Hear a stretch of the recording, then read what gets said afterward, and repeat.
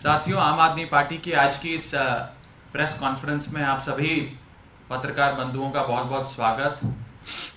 एक महत्वपूर्ण विषय पे आज आम आदमी पार्टी ने प्रेस कॉन्फ्रेंस बुलाई है और अपनी प्रेस कॉन्फ्रेंस की शुरुआत में मैं बड़ी बेबाकी से ये कहना चाहता हूं कि भाजपा शासित राज्यों में एजेंसियां साइलेंट हैं और गैर भाजपा शासित राज्यों में एजेंसियां वायलेंट हैं। In BJP ruled states agencies are silent and in non BJP ruled states agencies are violent. साथियों, 2004 से लेकर 2014 के बीच जब यूपीए की सरकार थी, 10 सालों में इन्फोर्समेंट डायरेक्टरेट ने मात्र 112 जगह रेड करी, लेकिन 2014 से लेकर 2023 तक इन 9 सालों में इसी इन्फोर्समेंट डायरेक्टरेट ने 3100 जगहों पर रेड करी।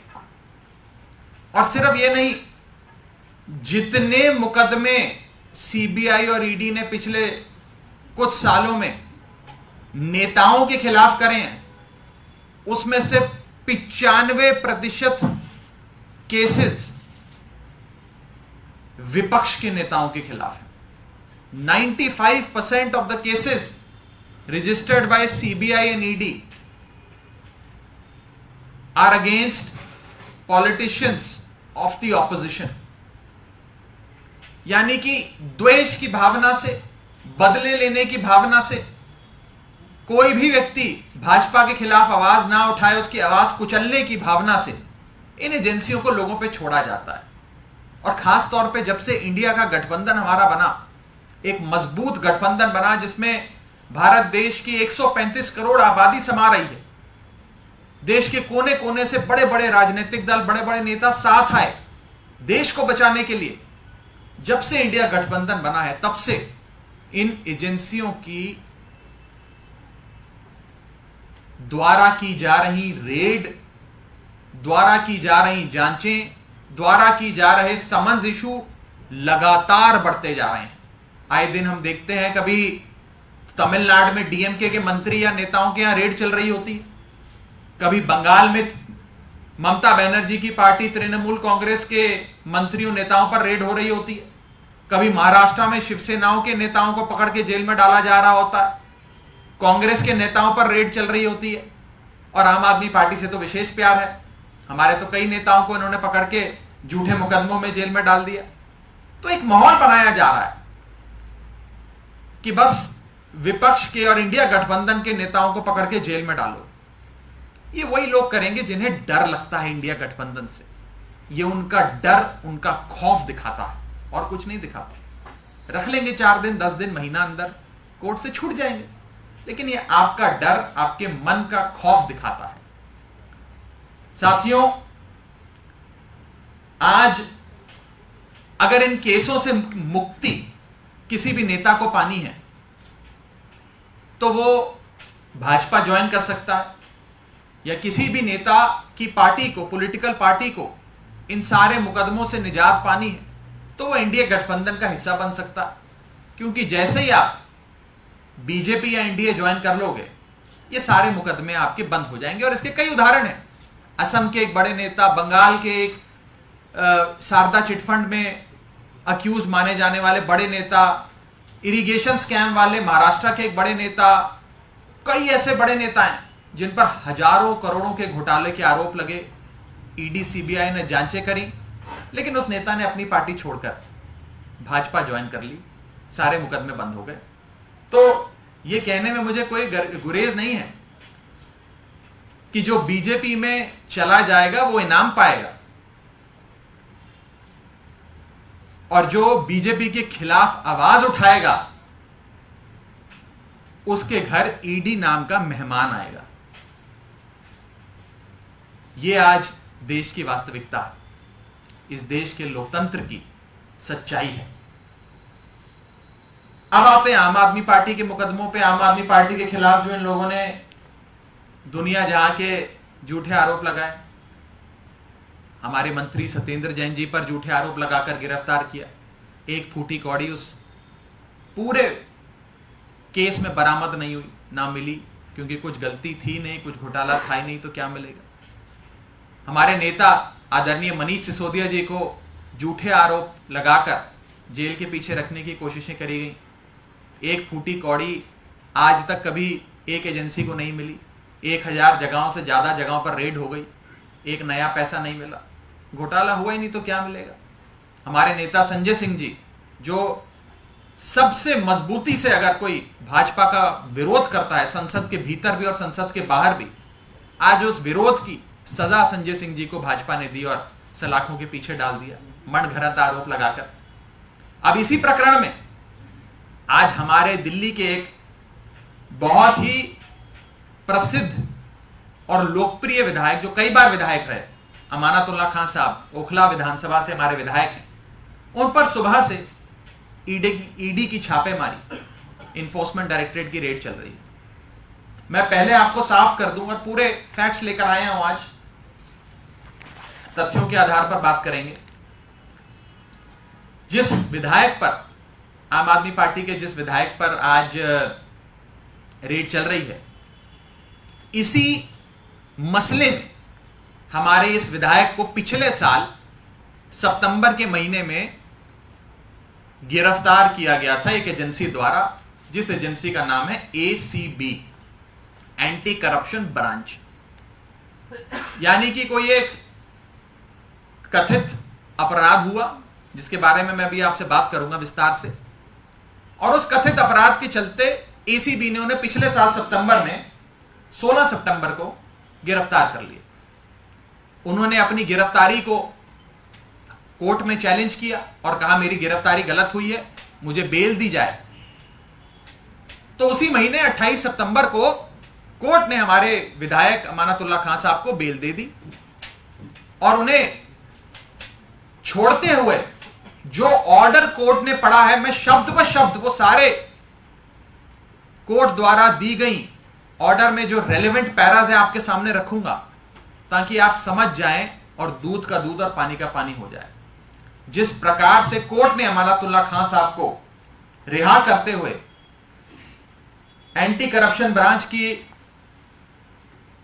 खिलाफ टिप्पणियां करी, उन्हें कोसा और यहां तक कि उन्हें साफ तौर पर कह दिया कि इस मुकदमे में कोई जान नहीं है, यह गलत मुकदमा आप लोग करके इस व्यक्ति को पकड़ कर ले आए। लेकिन सजा सिर्फ इसलिए दी गई अमानतुल्लाह खान साहब को बीजेपी द्वारा उन पर रेड कराकर आज, क्योंकि वह आम आदमी पार्टी के नेता है। मैं साफ तौर पे बता दूं कि कोर्ट ने पिछले साल इसी मुकदमे में, जिस मुकदमे में आज अमानतुल्लाह खान साहब पे ईडी की छापेमारी चल रही है, इसी मुकदमे में इसी कथित अपराध के लिए कोर्ट ने क्या कहा वो आप मेरी जुबानी सुनिए। मैं कोर्ट के रेलेवेंट पैराज आपको पढ़ के सुनाना चाहूंगा। पहले कोर्ट कहता है पैरा 45 में, ये lower court Rouse Avenue court का ऑर्डर है, ऑर्डर की तारीख है 28 सितंबर 2022। उनको रिहा करते हुए कोर्ट कहता है the first allegation which is made against the accused with regard to recruitment of 32 contractual employees। भाई आरोप लगाया गया कि इस एमएलए, इस विधायक ने, जो वक्फ बोर्ड के चेयरमैन थे, उन्होंने 32 ऐसे लोगों को अपने यहां नौकरी दे दी जिन्हें नौकरी नहीं देनी चाहिए थी, और उन्हें पगार दे दी, सैलरी दे दी जो उन्हें नहीं देनी चाहिए थी।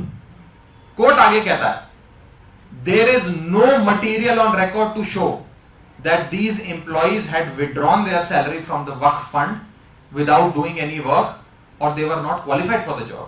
It has also come on record that previously also the Delhi Waqf board had recruited employees without there being any rules and regulations. Court कहता है आपका यह आरोप निराधार है।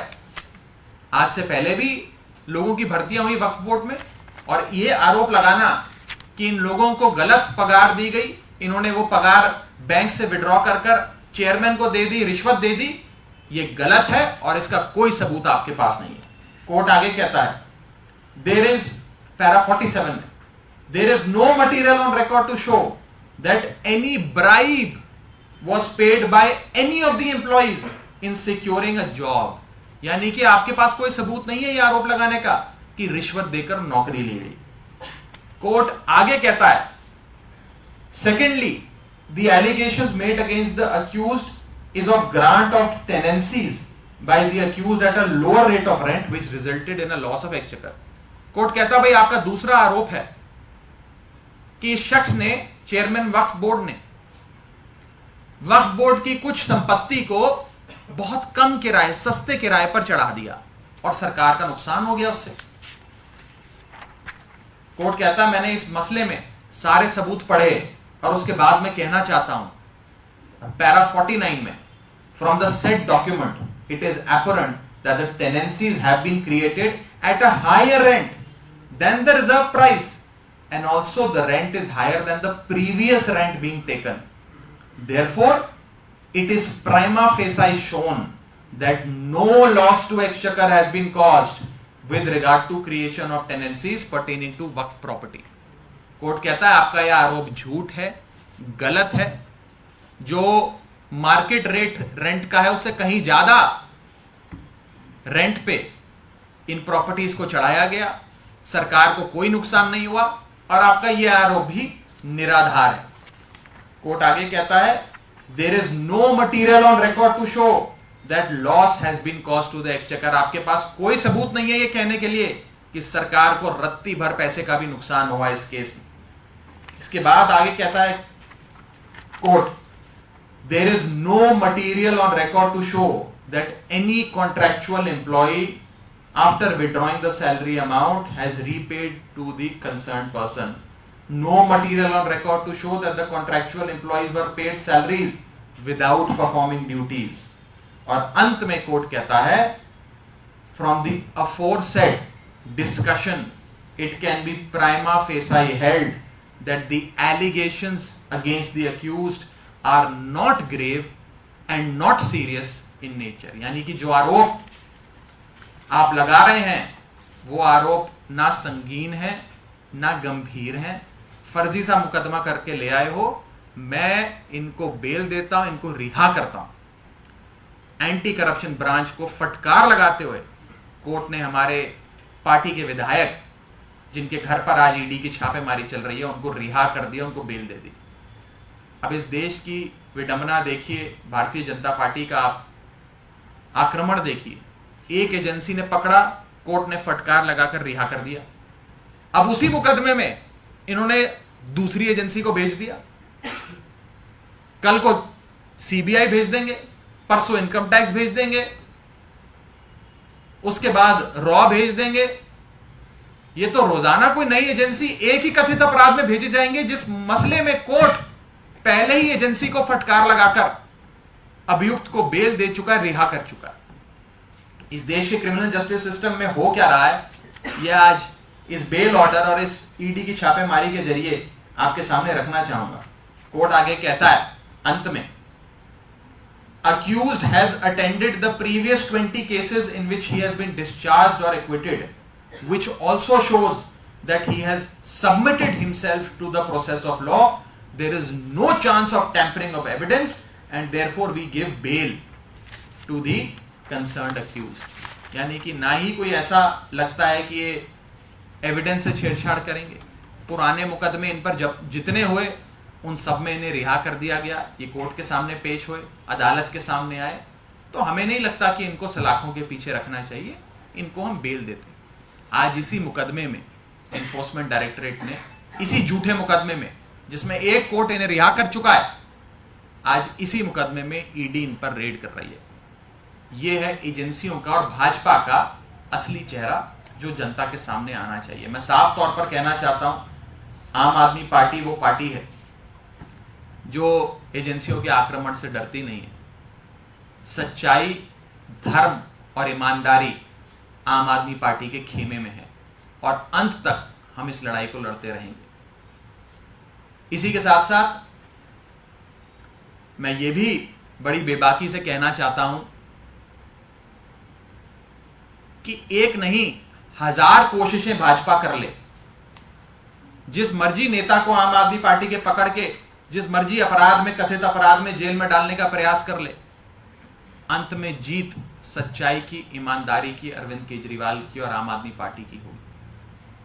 और जैसे जैसे लोकसभा के चुनाव नजदीक आ रहे हैं, वैसे वैसे एजेंसियों द्वारा एक घबराई हुई भाजपा का आक्रमण बढ़ता रहेगा।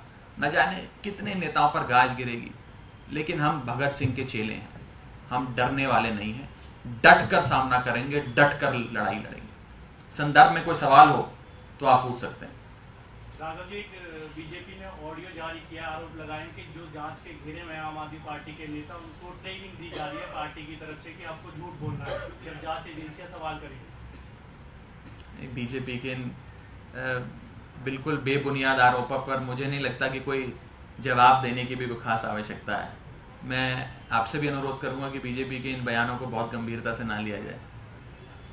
कोई और विषय जिस पर आप इस प्रेस कॉन्फ्रेंस से संबंधित कोई विषय हो तो आप पूछ सकते हैं। एक मैं और विषय के बारे में इस प्रेस वार्ता में चर्चा करना चाहूँगा। आज सुर्खियों में भी आप में से कई लोगों ने मुझसे संपर्क करने की कोशिश भी करी। वो है राज्यसभा द्वारा, सरकार द्वारा मुझे आवंटित किया गया निवास स्थान, मेरा घर, जिसे द्वेष की भावना से भाजपा के कहने पर मुझसे छीन लिया गया है, मुझसे रद्द करने की कार्रवाई चल रही है, छीनने की कार्रवाई चल रही है। पहले तो मैं साफ तौर पे बताना चाहूंगा कि ये 4 कमरे के सरकारी घर से छीनने की, 4 कमरे की सरकारी घर को छीनने की इस कार्रवाई के चलते देश भर के लोगों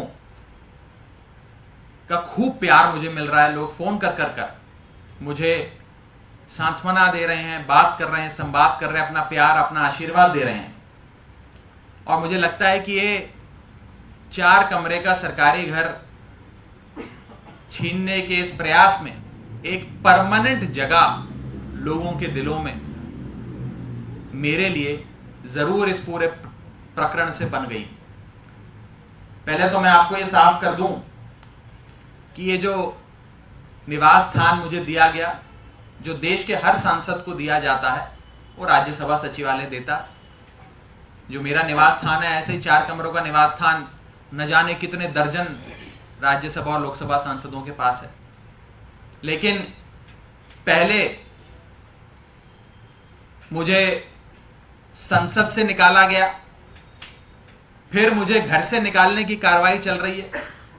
मैं भाजपा से पूछना चाहता हूं कि मुझे संसद से तो निकाल दिया, मुझे घर से भी निकाल दोगे, लेकिन क्या मुझे देश के लोगों के दिलों से निकाल पाओगे? जितना प्यार, जितना समर्थन, जितना आशीर्वाद देश के कोने कोने से लोग फोन करके, चिट्ठी लिखकर, ईमेल लिखकर, व्हाट्सएप भेजकर मुझे दे रहे हैं, मैं देश की जनता का आभारी हूं उनके उस प्यार के लिए। ये लड़ाई किसी मकान या किसी संपत्ति की नहीं है, ये लड़ाई देश को बचाने की लड़ाई है। जब मन चाहा किसी सांसद को सस्पेंड कर दी, जब मन चाहा किसी सांसद का घर छीन लिया, जब मन चाहा विपक्ष के किसी नेता को पकड़ के जेल में डाल दिया, जब मन चाहा किसी के घर पे रेड डाल दी। जिस प्रकार से इस देश में लोकतंत्र के ऊपर एक बहुत बड़ा सर्वाइवल का सवाल खड़ा हो गया है, एक लोकतंत्र के लिए खतरा पैदा हो गया है, उस खतरे के खिलाफ लड़ाई लड़नी पड़ेगी, देश को बचाने की लड़ाई लड़नी पड़ेगी। और इस देश को बचाने की लड़ाई के लिए हाईकोर्ट का दरवाजा खटखटाना पड़ा, सुप्रीम कोर्ट का दरवाजा खटखटाना पड़े, हम हर वो संभव दरवाजा खटखटाएंगे, अंत तक लड़ाई लड़ेंगे। और देश को बचाने की इस लड़ाई में 1 नहीं, 10 नहीं, ऐसे 100 घर कुर्बान करता हूं, लेकिन इस लड़ाई को अवश्य लड़ूंगा, हार नहीं मानूंगा, अंत तक लड़ाई लड़ूंगा। अपने सस्पेंशन को लेकर भी लड़ाई लड़ूंगा, अपने सरकारी अस्थाई निवास के संदर्भ में जो कार्रवाई की जा रही है उसको लेकर लड़ाई लड़ूंगा, और हर संभव प्लेटफॉर्म पर अपनी आवाज बुलंद करके बीजेपी की इस तानाशाही के खिलाफ अपनी बात रखूंगा।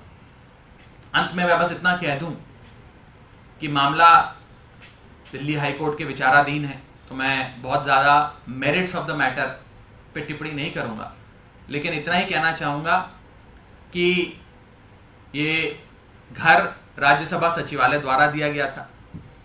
राज्यसभा सचिवालय से मैंने कोई जोर जबरदस्ती से छीन के तो लिया नहीं था। जिस प्रकार से तमाम सांसदों को एक उनकी राइट ऑफ अकोमोडेशन के तहत निवास स्थान दिया जाता है, वैसे मुझे भी दिया गया था।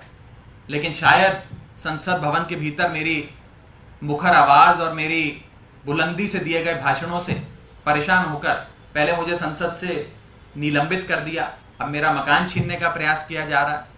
मैं बस इतना कहना चाहता हूं बीजेपी से कि मैं डरने वाला नहीं हूं। शहीद आजम भगत सिंह का चेला हूं, अंत तक लड़ाई लड़ूंगा, तुम्हारे अन्याय के खिलाफ लड़ाई लड़ूंगा। और इस लड़ाई में एक घर नहीं 100 घर कुर्बान करने पड़े तो 100 के 100 घर भी कुर्बान करूंगा। बहुत बहुत शुक्रिया।